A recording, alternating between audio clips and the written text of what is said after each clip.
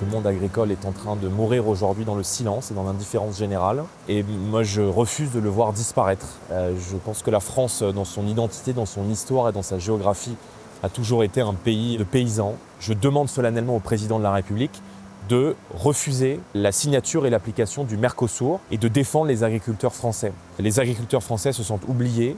C'est peut-être la seule profession en France pour laquelle la vente à perte est autorisée. Et je ne supporte pas l'idée que dans 10 ans, il n'y ait plus une seule exploitation agricole en France. Nos agriculteurs n'arrivent plus à vivre de leur travail, ils n'arrivent plus à se sortir un salaire, mais ils le font parce qu'ils ont la terre au cœur et qu'ils ont le sentiment qu'ils contribuent à nourrir le peuple français.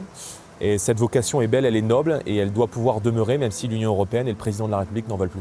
Durant les élections européennes, j'avais alerté sur l'agenda caché du Mercosur, de la présidente de la Commission européenne et du président de la République, en indiquant que l'accord avait été mis sous le tapis le temps de la campagne européenne pour tenter de calmer la gronde du monde rural et des agriculteurs. Les clauses de sauvegarde qui ont été, je ne vais pas dire négociées parce que ça serait un bien grand terme, sont dérisoires, n'ont aucune valeur contraignante sur le plan juridique. Elles ne peuvent être activées que pour une durée de 2 ans et disparaîtront au bout de 10 ans. Donc, ces clauses de sauvegarde, en réalité, sont de la douce musique que l'on essaie de passer aux oreilles des agriculteurs pour calmer une potentielle gronde du monde agricole d'ici au mois de décembre. Mais je vais vous dire, le président de la République, il ment.